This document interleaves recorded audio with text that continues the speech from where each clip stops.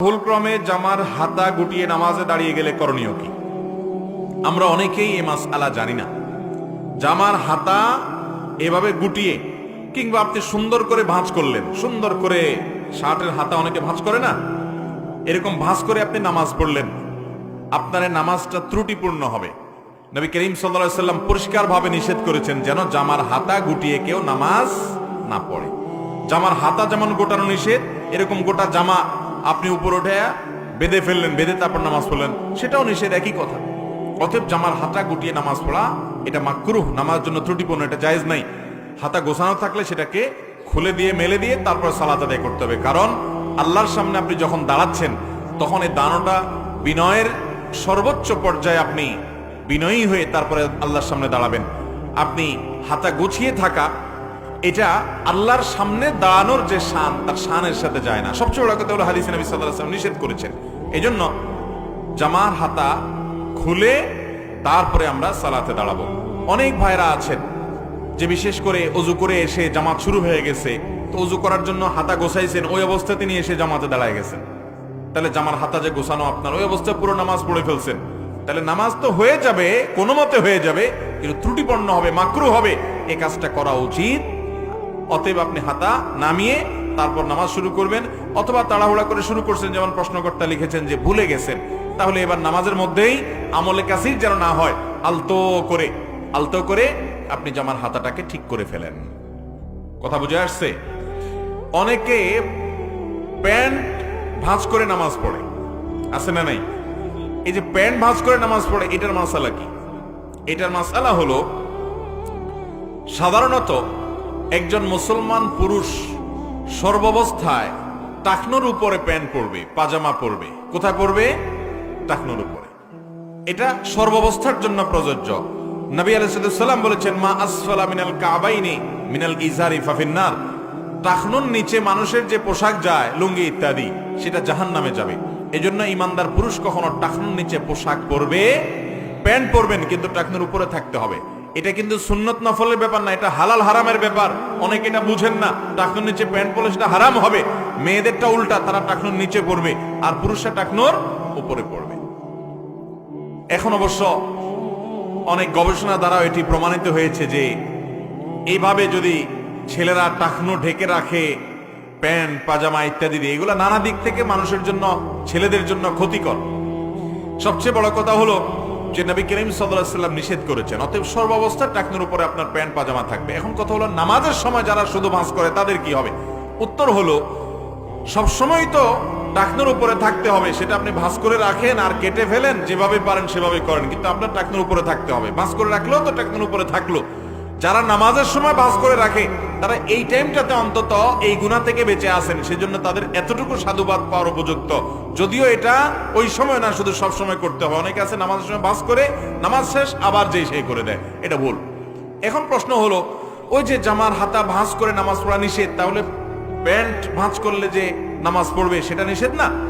এর উত্তর হলো যে ওইটা নিষেধ হবে না, বিকজ সেটা তো টাকনুর নিচে যে প্যান্ট পরা হারাম বা পাজামা লুঙ্গি পরা হারাম, সে হারাম থেকে বাঁচার জন্য ভাঁজ করা হয়েছে, ওইটা অন্য সাধারণ ভাঁজ নয়।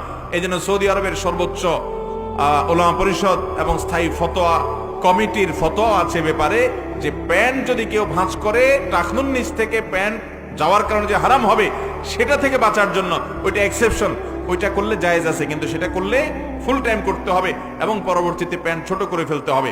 আল্লাহ তাআলা টাকনুর নিচে প্যান্ট পরার এই হারাম কাজ থেকে আমাদের বেঁচে থাকার তৌফিক দান করুন। তাহলে ভাইরা, নামাজের মধ্যে জামার হাতা গুটিয়ে নামাজ পড়া উচিত না, এটা মাকরুহ। আমরা অনেক ভাই জানি না, নতুন করে হয়তো অনেকে জানলাম, সবসময় আমল করব। এরপরে প্রশ্ন হলো, ধূমপান করার পর নামাজ পড়লে নামাজ হবে কিনা?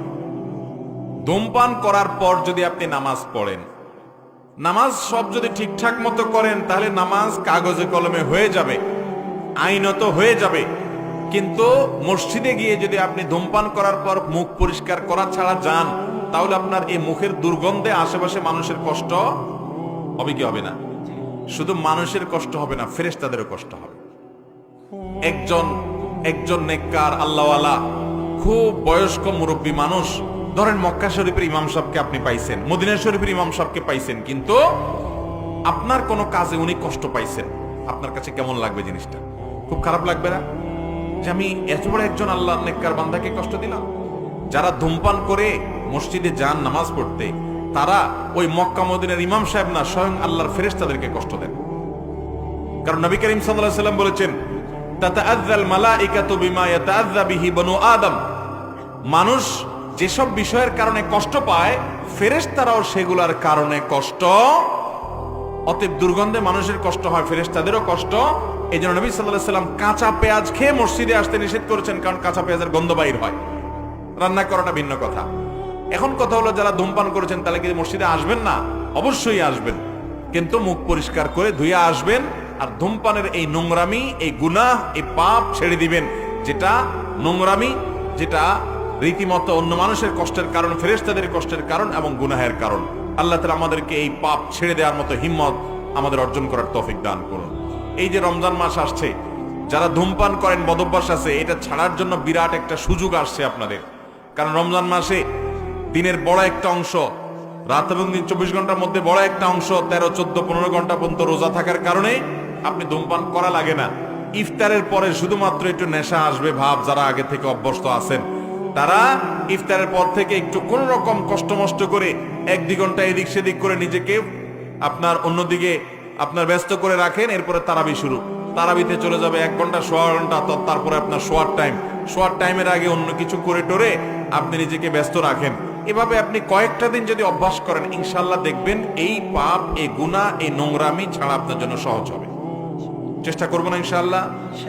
অনেক ভাইরা আছেন বলে যে এটা তো মাকরুহ, ধূমপান করাটা কি মাকরুহ, এটা ওনার কিছু মনে করেন না। আরে ভাই, এটাকে অনেক উলামা ইকরাম মাকরুহ তাহরিমি বলেছেন, আবার অনেক উলামা এটাকে হারাম বলেছেন। সাধারণ কোনো বিষয় না। আল্লাহ তাআলা এই নোংরামি আমাদেরকে ছেড়ে দেওয়ার তৌফিক দান। জানাজার নামাজে জুতা পায়ে থাকা জায়েজ আছে কিনা? জানাজার নামাজ, এই নামাজের মধ্যে যদি জুতা পায়ে থাকে, জুতার নিচে যদি নাপাক না থাকে, পরিষ্কার পবিত্র দেখেন, তাহলে অসুবিধা নাই, জানাজা হয়ে। যদি নাপাক থাকে তাহলে সেক্ষেত্রে আপনার কি করতে হবে? জুতা খুলে রেখে দিয়ে তারপর আপনি খালি পায়ে দাঁড়িয়ে নামাজ পড়বেন। প্রায় মসজিদে দেখা যায় লেখা থাকে লাল বাতি জ্বলা অবস্থায় সুন্নতের নিয়ত করিবেন না। এটা কতটা যৌক্তিক? লাল বাতি জ্বলা অবস্থায় নামাজের নিয়ত করবেন না, এই লিখে দেওয়ার কোন একটা প্রয়োজনীয়তা, কোন যৌক্তিকতা এখন অন্তত নাই। নামাজের জামাত শুরু হবে ধরুন 1:15-তে। এখন কেউ এসে নফল বা সুন্নতের নিয়ত করবে, আর বাকি আছে 1 মিনিট। তো 1 মিনিটে নিয়ত করে সে তো নামাজ শেষ করতে পারবে না, তাই না? তো এই মুহূর্তে তাকে শুধু এই বার্তাটা জানানো যে ভাই নামাজের বাকি আর আধা মিনিট আছে, বা 1 মিনিট আছে, বা 1 মিনিট আছে, বা কয়েক সেকেন্ড আছে, আপনি এই মুহূর্তে নামাজের নিয়ত করিয়েন না। তো এটা মৌলিকভাবে খারাপ কিছু না যে সে দাঁড়িয়ে অপেক্ষা করবে, যেহেতু কয়েক সেকেন্ড আছে। কথা কি বুঝাতে পারছি? কিন্তু যেহেতু এখন নামাজের জামাত কয়টায় হয় প্রত্যেকটা মসজিদের সামনে লেখা আছে না নাই, তাহলে এটা যে কারোর জন্য সহজ। অনেক মসজিদে তো 4-5 মিনিট আগে থেকে লাইট জ্বালায় রাখে, লাল বাতি আছে না নাই। এটার কোনো প্রয়োজন, বরং যদি কারোর হাতে 1.5 মিনিট সময়ও থাকে, সেও নামাজের নিয়ত করে ফেলবে, কারণ তার তাহিয়াতুল মসজিদ পড়া লাগবে না। নবী সাল্লাল্লাহু আলাইহি ওয়াসাল্লাম বলেছেন, ইদা দাখালা আহাদুকুম মাসজিদা ফালা ইয়ারকা ফালা ইউসাল্লি ফালা ইয়াকউদ হাত্তা ইউসাল্লি রাকাতাইন। কেউ যদি মসজিদে প্রবেশ করে, সে 2 রাকাত নামাজ পড়া ছাড়া যেন না বসে। এই তাহিয়াতুল মসজিদের গুরুত্ব তো আজকাল আমাদের সমাজ থেকে হারিয়ে গেছে ভাই। নবী সাল্লাল্লাহু আলাইহি ওয়াসাল্লাম এত গুরুত্ব দিয়েছেন যে ওই 2 রাকাত পড়া ছাড়া যেন কেউ না বসে। তাহলে আপনি 2 মিনিট টাইম আছে, 1.5 মিনিট টাইম আছে, আলহামদুলিল্লাহ নিয়ত করে ফেলেন। এখন মুশকিল হলো ওই আগে থেকে লাল বাতি জ্বালায় ধুয়ে দেয়, মানুষ তাহিয়াতুল মসজিদ পড়তে পারে না। ঠিক না ভাই? ঠিক।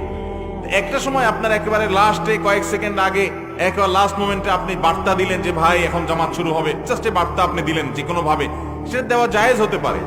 বাট এটা যখন আপনার টাইম লেখা থাকে, ঘড়ি সামনে থাকে, তখন আর এটা বলার কোনো প্রয়োজন, আর বিশেষ করে 4-5 মিনিট আগে থেকে তো লেখার বা এই লাল বাতি জ্বালানোর কোনো যৌক্তিকতা থাকতে পারে। অতএব আমরা মসজিদে ঢোকার পরে তাহিয়াতুল মসজিদে নামাজ পড়বো তো ইনশাআল্লাহ।